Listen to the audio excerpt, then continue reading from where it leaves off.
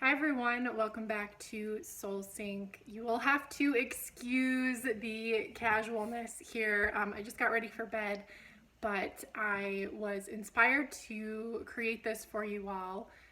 Just had a feeling it would probably be impactful for some of you at the very least on how to deal with setbacks when those setbacks happen and why it's important to not freak out. Okay, so number one is don't freak out.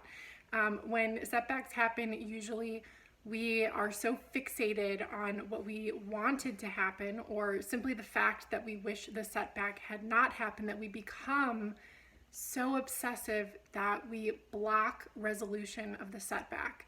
We delay a course correction from the universe in regards to the setback.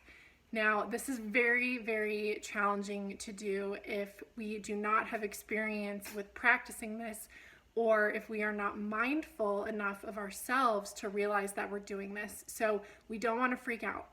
If a setback happens, we need to mentally take a step back, observe what happened, observe our emotions, our feelings about what happened, and I'll say take the high road, okay? Take the mental high road where we are not going to obsess about it. We are not going to drop into despair, drop into grief, drop into frustration.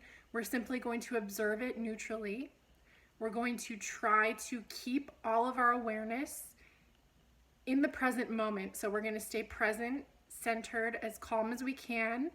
Deep breathing helps with this. So deep diaphragmatic breathing where you're really going slow down into your belly on the inhale, and you are slowly exhaling out of your mouth. That will really help to calm the mind, calm the nervous system, and bring you back to center in order to successfully navigate the setback in the moment. Because when we freak out, sometimes it amplifies that negative energy to the point that if that setback was simply just one of those quick little oopsies, right? A quick little oopsie that happened and then it was supposed to go on its way. That negative emotion, that huge impact that we imprint out onto the universe when we freak out about it or we get that grip reaction, right? That can create that lingering effect of the setback where we kind of just dig that hole so much deeper because we're like, what happened? No, and we just sort of amplify all that energy. So we're not going to freak out. Number two, we're going to allow it to play out as it will. So when we don't freak out, we're going to stay present, take our deep breaths, and then after we do that and we're able to center ourselves and be present, we are simply going to continue to observe as the situation plays out, resolves itself, and we are really just going to be the observer, letting it play out. We're not going to try to get an outcome. We're not going to try to actively fix it in any way that would be from a forcing place of needing it to resolve, right? So we are really just kind of going to let the dust settle, let things shake out, and then regroup. So number three is we're going to regroup. And regrouping entails really taking a look at the state we were in before it happened, the state we were in the moment it happened, how well or perhaps in need of improvement our reaction to the setback was. After that initial momentary realization that we were having a setback, we were experiencing a challenging experience, and we're going to say, okay, how do I need to proceed to ensure the highest outcome?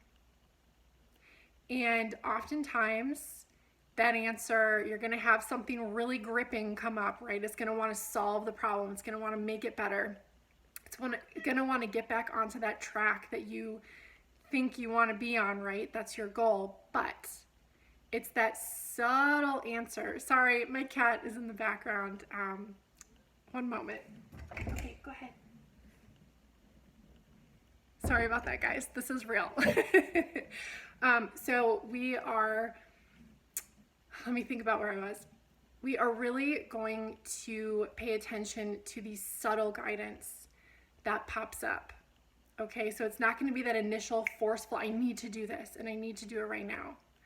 or this is what happened and next time I'm definitely not going to do this. It's not going to be that very overt, powerful reaction that comes up. It's going to be that sort of subtle bubbling that rises up to the surface, right? And it's just kind of going to come up on you from your inner awareness. So you can look at it as bubbling rising up because it just sort of like drifts up into your awareness, or others of you might experience it as sort of a thought like dropping down into your head, right? Like it just sort of like materializes for you. So 1, we're not going to freak out. 2, we're going to let the situation unfold and play itself out as the observer. And 3, we're going to regroup with ourselves and just allow the resolution to come to us, allow ourselves to observe the whole situation from start to finish from a very objective mindset where we're not inserting our wishes, our wants, our needs into the situation. We're simply allowing it to be a very neutral, observing perspective. And that regrouping process is really that pivot point that allows us to, I guess, save the new skill refinement into our arsenal. So every time we go through this process, we get better and better and better. And that regrouping piece at the end that we do is really what solidifies our progress in our mind and helps us get more adept at dealing with setbacks, at dealing with challenges. And that's where we can really sort of also, I guess I'll say, analyze or observe, retrospect, reflect on our progress over time, looking at where we started with setbacks when we were first on our mindfulness journey, right, to where we are now. And that really also helps bolster our confidence with handling setbacks. So I would really like for you all to try this. Might be challenging at first for others of you who have been doing this but may not know you've been following this process. This is just a confirmation that you are doing the right thing. Your instincts are good. Well, we don't like good and bad here, right? We don't like labels, but your instincts are on track for your highest good. And I would really love for you all to leave comments below, just inspiring others, letting us know how your observations went, what you noticed about yourself, areas where you can improve, areas where you're just knocking it out of the park. Love to hear from you. Don't forget to like and subscribe, and I'll see you all next time. Bye.